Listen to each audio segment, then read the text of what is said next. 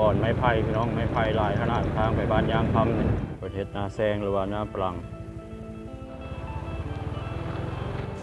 คือน้ำเซบางไฟน้ำแห้งพี่น้องฝั่งนั้นเป็นบ้านนาด่างสวรรค์เมืองไซบุรีแขวงสวรรณเขต เด็กๆลิ้นน้ำแล้วพี่น้อง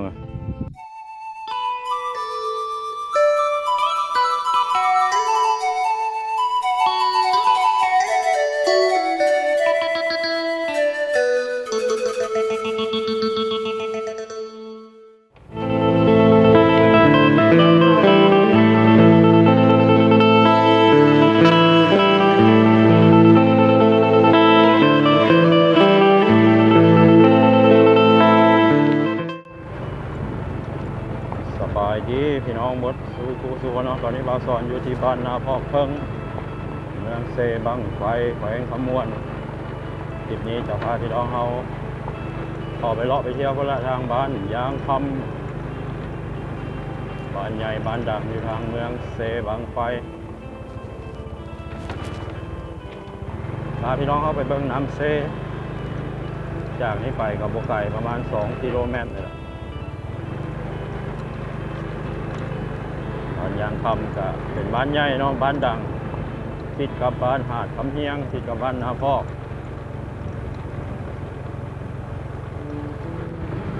ตอนนี้ก็เป็นเวลาเที่ยงวันเด้อพี่น้อง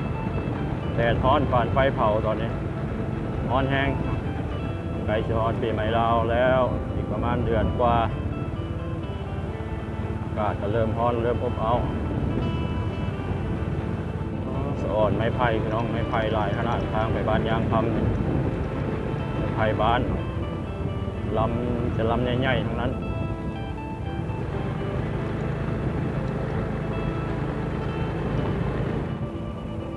ต้นไม้ใหญ่ก็ยังหลายบ้านยางคำถอดบ้านยางคำแล้วพี่น้องหลายๆท่านก็สิรู้จักเนาะต้นยางต้นไม้ยางอะไรพี่น้องเป็นที่มาของบ้านยางคำในภาษาลาวภาษาไทยก็คือทองในภาษาไทยภาษาลาวก็คือคำพี่น้องเลยคนเห็ดนาแซงได้เนี่ยบ้านยางคำเนี่ยน้ำมืดบนยากไซน้ำเซบางไฟดันขึ้นมาน่าจะ3-4 ห้อยหลังคาเรือนบ้านนี้พี่น้องบ้านยางคำเป็นเขตจุดสุ่มอยู่ในเขตนี้เนาะคนเห็ดนาแซงหรือว่านาปลังเกือบหมดดียังเห็ดได้2 เทื่อเนาะทั้งหน้าปีแต่หน้าแซงนี้เผางามเลยพี่น้อง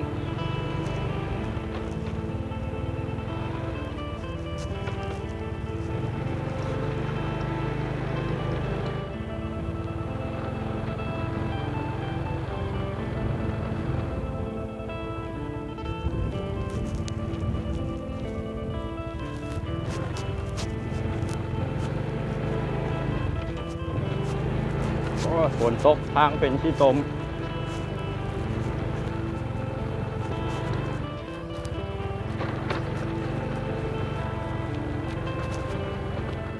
เส้นทางใจกลางบ้านเพิ่นปูคอนกรีต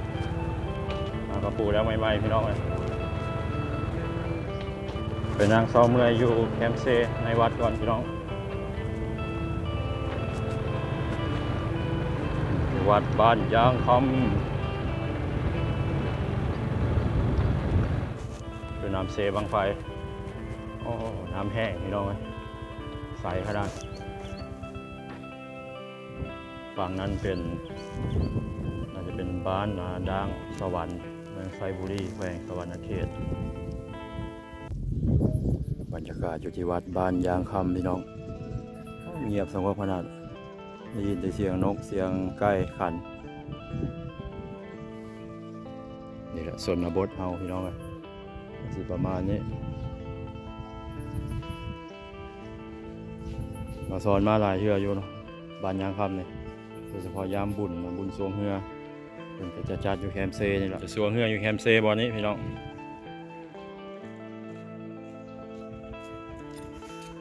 โอ้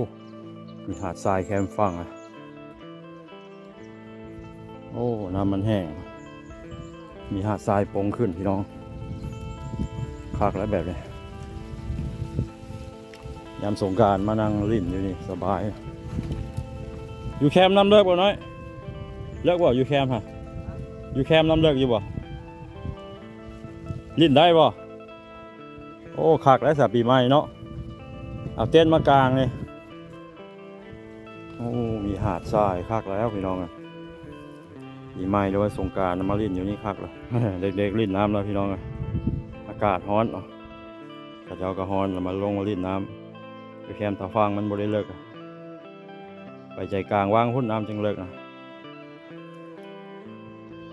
ฝั่งนั้นสิเป็นทงไฮทงนาเนาะก็สิเป็นพี่น้องชาวบ้านยางคำนี่แหละข้ามไปเฮ็ดนาอยู่ฝั่งนั้นเป็นส่วนหลายเป็นฝั่งสวรรค์ก็จริงแต่ว่าไฮนาหัวส่วนเป็นของพี่น้องชาวบ้านยางคำอาจจะเป็นกกโพใหญ่อยู่แคมป์ตาฟางเลยเนาะน้ำเซบางไฟนี่จะไหลลงไปสู่แม่น้ำคลองเนาะไปสุดอยู่ที่บ้านดานปากเซแล้วกับบ้านปากเซบางไฟตรงกันข้ามกับอำเภอธาตุพนมพี่น้องยามบุญทรงเฮือเนี่ยม่วนเลยอยู่ที่บ้านยางคำเพราะว่าพี่น้องชาวบ้านเพิ่นเป็นคนมักม่วน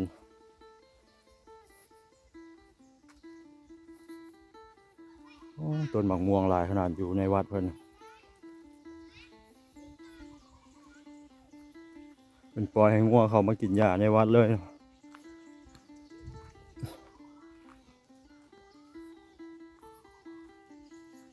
พวกหมากม่วงใหญ่ขนาด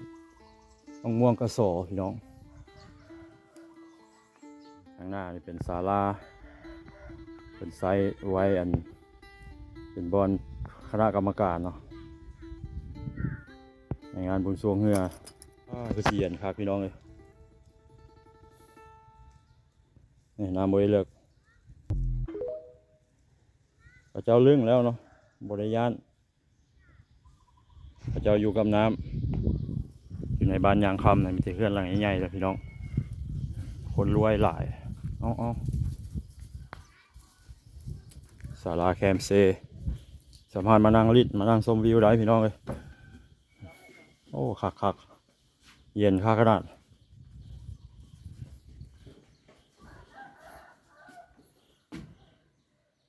เป็นตะลอยลี้ลำเซบางไฟหาดทรายมันสียาวมาฮอนพี่เลยพี่น้องโอ้คักปีใหม่เนี่ยพี่น้องชาวบ้านยางคำน่าจะลงมาลิ่นหลายเราสอนจะบ่เคยมาจะคือยามธรรมดาเนี่ยเคยมาแต่ยามบุญบ่คิดว่าสิคักแบบนี้บรรยากาศสุดยอดเลยเนาะบ่มีเรือบักข้ามฝั่งเมืองนั้นถ้ามีบ่สอนสิข้ามทางนี้เลยเนาะไปทางสวรรค์เขตถ้าบ่มีส่วนหลายจะไปข้ามอยู่เพราะแหละข้ามครัวพี่น้องเลยมันบ่มีเรือบักแถวนี้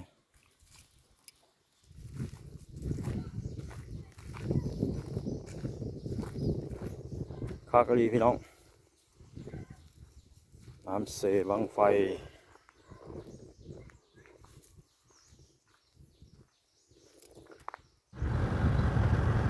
เดินทางกลับพี่น้องเลยพี่น้องมาเบิ่งน้ำเสบังไฟเนาะ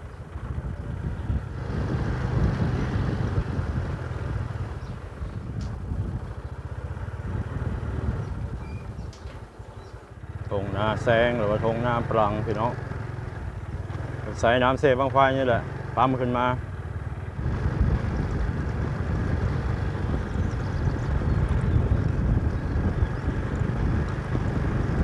อีกประมาณ3 เดือนจะได้เกี่ยวข้าวแล้วพี่น้องเลยข้าวเริ่มใหญ่แล้ว